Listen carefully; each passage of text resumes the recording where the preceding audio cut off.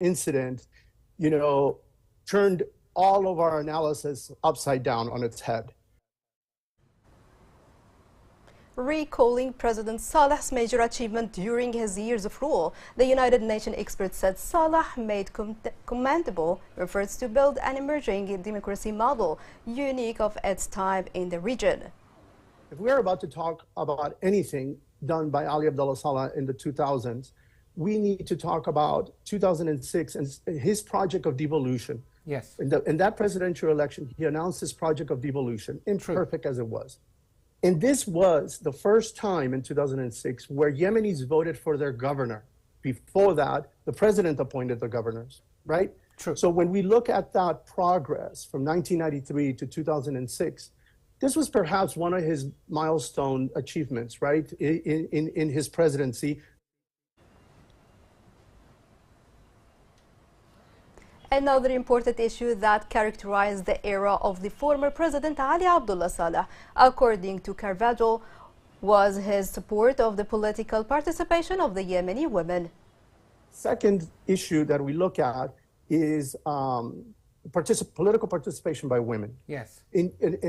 And that takes us to 2010, the beginning of the conflict for the Arab Spring, where Ali Abdullah Saleh and Al-Mu'tamar submitted the amendments in order to increase the number of women, right, participation, which was instantly opposed by Al-Islah at the time.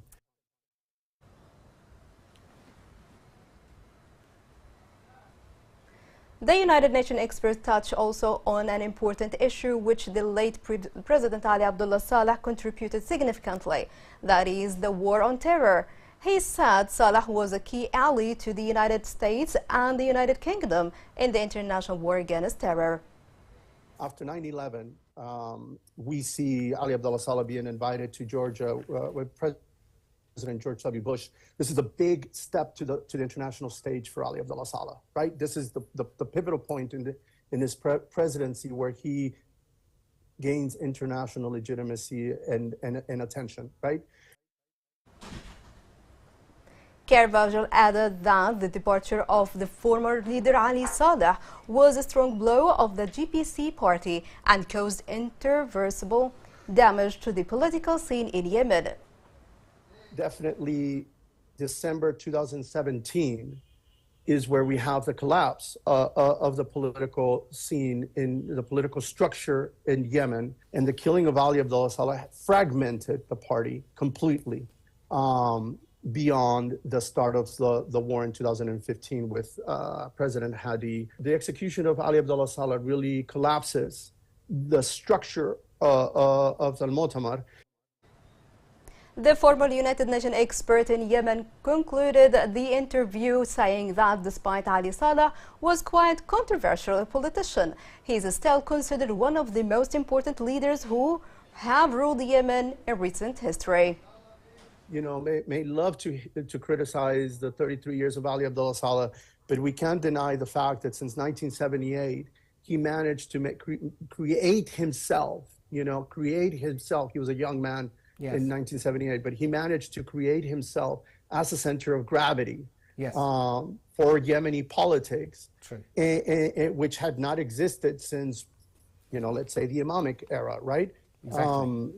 But he became the pragmatic, the charismatic leader that Yemen rallied around, whether you hated him as a secularist or otherwise. We can't deny the fact that he became the central figure in politics in Yemen for 33 years. December 2nd uprising was a response to the call made by the former President Ali Abdullah Saleh. He called on the masses to revolt against the Houthi militia in Sana'a. This report has more details.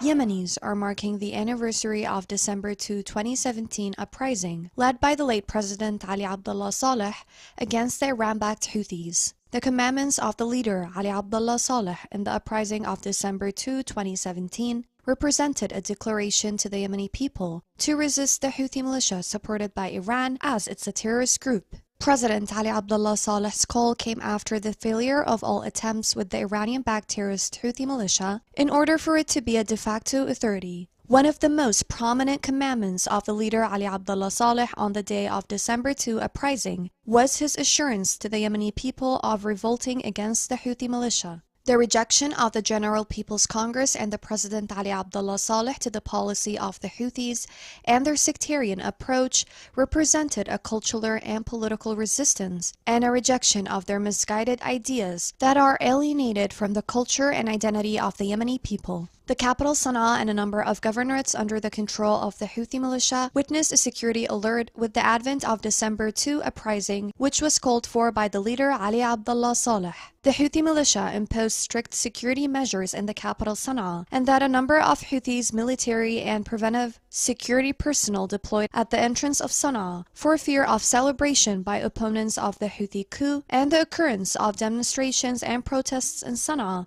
and the rest of the areas controlled by the Houthis, amid calls from the supporters of the late President Saleh to celebrate December 2 uprising. December uprising did not stop with the departure of Ali Abdullah Saleh. The commandments of the leader shall be ignited by generations to come. The December uprising was meant to free Yemeni women from the oppression machine of the Houthi militia. Houthis committed violations against women since they seized power in 2014. This report has more. Following the popular uprising of December 2, 2017, unspeakable human rights violations in Houthi-controlled areas increased at a frightening pace, particularly against Yemeni women who have lost much of their autonomy under Houthi control. These women were subjected to a long list of horrible atrocities perpetrated by the Houthi militia and deprived of fundamental human rights. The uprising of the 2nd of December came as a necessity, coinciding with a peak of widespread national frustration and outrage against Houthi maltreatment of Yemeni women. The uprising rejected the torture, imprisonment, marginalization, displacement of women, and the deprivation of their political role and human rights activities. Since the Houthi coup on September 21, 2014, Yemeni women have been subjected to many violations that deprived them of a dignified existence, in which they had made great advances and occupied the top ranks and leadership positions in the state ladder. Under the guise of religion, the Houthi militia, whose ideals are as antiquated as their actions are tyrannical, has subjected women to a crucible of isolation and mistreatment. Among these acts are the kidnapping and disappearance of female activists, rape, fabrication of malicious accusations, and sham trials against professionals in different sectors. Unsatiated, the militia used a force of weapons to stifle the efforts of activists, imprisoning many of them, causing the disappearance of others, and exerting pressure on the families of other activists and members of the civil society to keep them confined to their homes. The militia also exploited the difficult financial conditions of Yemeni families to compulsorily recruit their daughters into military ranks. Yemeni women were the heroines of the scene in the uprising of the 2nd of December. They came out to condemn the terrorist crimes committed by the Houthi militia against Ali Abdullah Saleh and Al-Amin Arif al-Zuka, and to declare their support for the uprising that Saleh announced in response to the militia, who had spread corruption throughout the country and terrorized civilians. Ongoing violations call for the continued civil defiance and the commencement of the fight initiated by the late president to preserve democracy, freedom, security, and safety. The United Nations announced the monitoring of 124 incidents of violence against humanitarian workers in Yemen.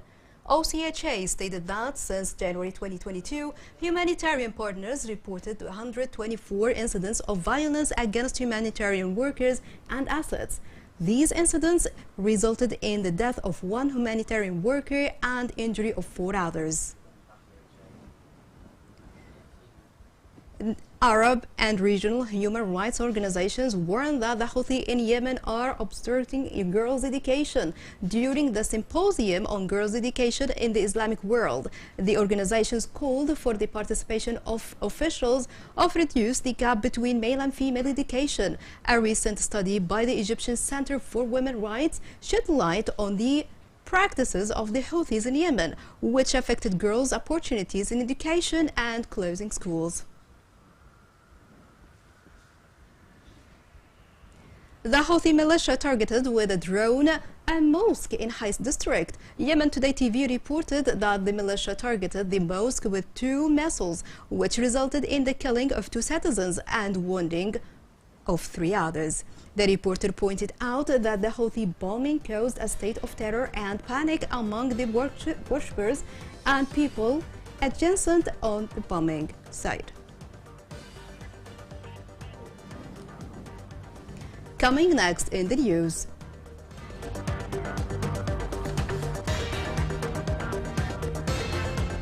UNICEF said Yemen children face dire humanitarian situation.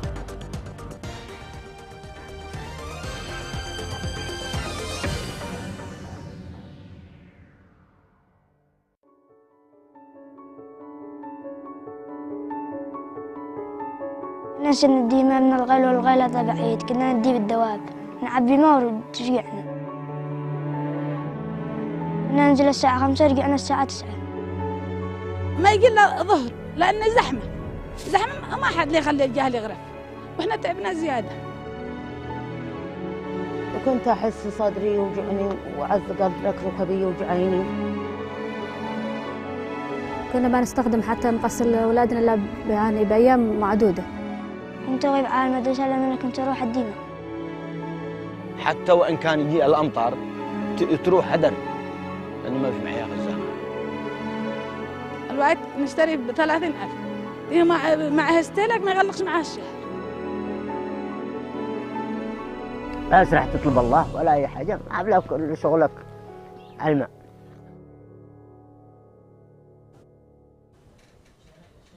Welcome back. Hadramaut Governorate witnessed the establishment of the productive marketing exhibition of productive families as part of the International Entrepreneurship Day event. This report has more details. Bushra is a Yemeni citizen who found her opportunity to promote and introduce her clothing products to the market. Through her participation in the productive marketing exhibition that was organized in the city of Mukalla, the capital of Hadramaut Governorate.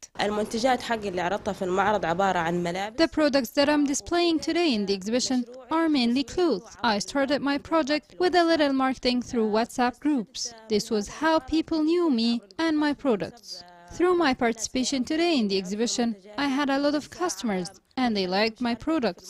I also put some items on sale to make it affordable. I would like to ask the authorities to support such initiatives and help women to depend on themselves. Ilanud Abdullah was also one of the women participating in the exhibition. That represented an open space for her to display her products of cosmetics and accessories that she created in a very artistic way to attract everyone's attention.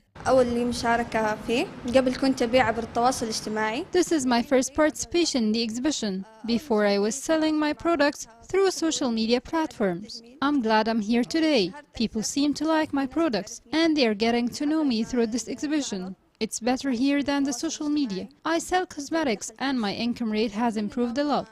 We hope they create more of these exhibitions to give us a chance to display our products and attract new customers. This productive marketing exhibition, which was attended by 23 female producers, and whose organization coincided with the celebrations of the 55th anniversary of the glorious National Independence Day on the 30th of November. It is considered a good initiative towards helping women to promote their products in a way that contributes to improving their standard of living and increases the demand for their products. Many pavilions were included in the exhibition, and their exhibits received great demands and admiration for these distinguished and diverse local products, which are comparable in quality to foreign ones. This acts like a great motivation for its workers to continue production and exert more support and effort for its sustainability, which will enable productive families to obtain an appropriate and continuous income that meets their requirements and needs. Yemeni Airlines has reduced the prices of tickets for travel. This reduction includes all international trips with 20% of the ticket value. The CEO of the company pointed out to the decision of the reduced ticket prices, starting with Aden Station, is considered a first step, and the decision will include the rest of the stations as a second stage. An independent researcher revealed an auction to be led in a week to sell the Yemeni statue amid silence concerned authorities. The researcher confirmed that an auction will be held after 8 days to sell a statue from Yemen, which was removed from the wall of an ancient building. He mentioned that the auction house sold a number of unique antiques, including a complete set of golden ornaments at the equivalent of $1,000.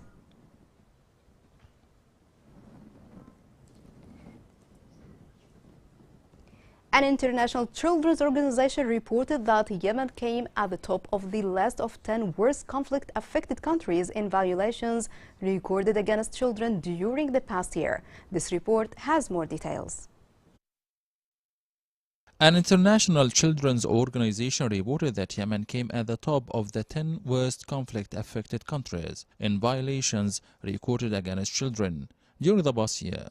Yet it received only 2.3% of media coverage compared to Ukraine. Save the Children said Yemen's record is based on the number of grave violations recorded, the intensity of the conflict, and the increasing proportion and the number of children related to conflict-related violence. The analysis indicated that more than half of the children living in conflict zones in 2021, or about 230 million children, lived in the deadliest countries in conflict, which constitutes an increase of 9% from 2020. The organization added that about 449 million children worldwide, or 1 in 6 children, were living in conflict zone last year.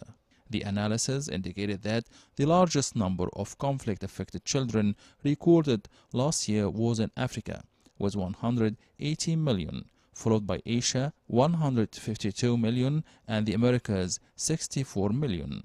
As for the Middle East, it was home to the highest percentage of children living in conflict by 1 child out of 3. According to the analysis, although the recorded number of deaths and injuries among children in conflict areas has decreased by about a third since 2018, the number of child victims during the last year reached more than 8,000 children, at a rate of 22 children per day. Save the Children called for more attention to the violations that children are exposed to all over the world without any discrimination. Here is a reminder of the main headlines. United Nations experts says the departure of President Saleh in December 2017 fragmented the political scene in Yemen. December 2nd uprising was meant to free women from Houthi oppression. The United Nations says aid workers face increasing violence in Houthi-controlled areas.